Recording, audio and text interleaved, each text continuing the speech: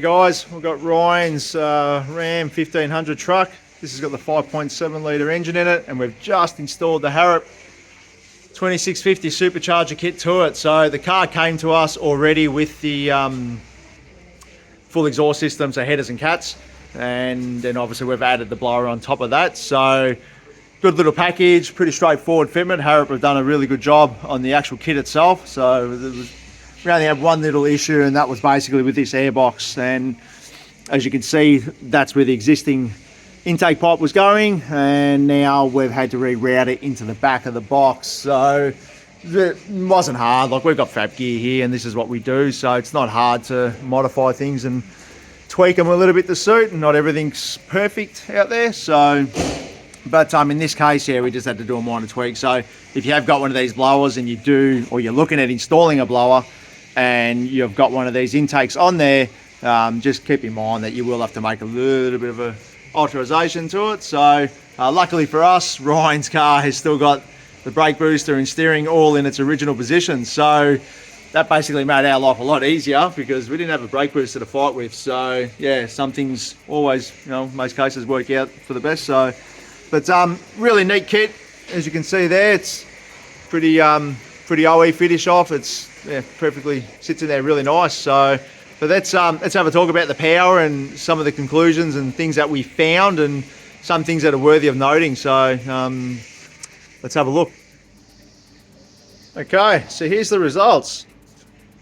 So 262 kilowatts, 490 newton meters of torque was the stock run with the exhaust system as it came to us, and 327 kilowatts, 554 newton meters. Now, we were seeing like 335s, 338s and so on, but that's our average. That's pretty much the figure that we got stuck with. It was running that run after run. You could let it cool down to a colder run and it'd go a bit higher, but that's not how you're driving the car. So this is what you're seeing is what you're getting right here. And then you can see down in the lower ranges down here. So this is your revs, 2200 revs. This is your torque line. You got 100 newton meters of torque from like under 2000 revs up to like sort of 3000 revs. Now that's your driving range. So, and I know people out there are going to be watching this and they're going to be going, wow, you just put a 2650 blower onto a 5.7 litre and it only made how much? Yep, I thought the same. But you got to come back into perspective. You've got to be realistic here. So this is a big truck designed for towing loads around. It's not a race car, and you're not towing at 6,000 revs in this area. No, you're not towing there. I don't know anyone who would be towing there. And if you are, you're probably doing a tractor pull or something like that, and this isn't a tractor pull. So let's just be realistic on what we're actually talking about here. So low RPM, this is where the truck drives through this area. This is the critical zone. So in the low ranges where you're towing a load or a caravan and all that sort of stuff, this is where you are. So we've got 100 newton meters more torque in that area, which is awesome. As the RPM increases, we still have a good torque increase. It's nothing to be frowned upon, like it's still good. And then obviously as RPM increases, power increases as well. So it's a good figure. Like, if you're out there thinking, oh, it's not as much as I was hoping it would, don't be disappointed. It is actually good when you think about what the intended use is for. So, you're not towing up here, like I said, you're towing down here. And down here is torque, which is this line here. This is drag strips. This is horsepower. This is what we use when we're racing a car down the quarter mile, and this isn't the car to race. This is where we're towing. So what did we find in all of this? One thing we noticed that the factory camshaft in these things is woeful. It's woeful when it comes to boost. So this is our boost line. So as you can see, as the RPM increases, the boost is coming up and then it stabilizes. But as the RPM continues to increase, our boost starts to run away. So we go from being at 5.2 pound of boost to 6.2 pound of boost. So it picks up 1 pound of boost as we're approaching the rev limit. Now, generally that's a good sign that your camshaft is just not working. That's what I find in my experience. Someone may turn around and say, no, you're wrong, whatever. I really don't care. That's what I know. That's what I've learned.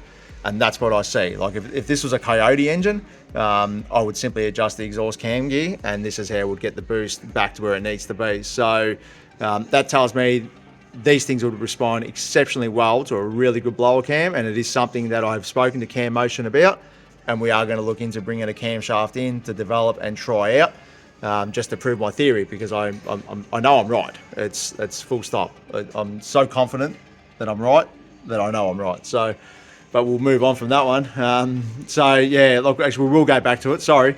So with the boost running away, it does prevent you from adding more ignition timing, and generally as RPM increases with the boosted car, you can start to get some timing back into them, but in this case it doesn't allow you to do it. So it does hurt a bit of top end power.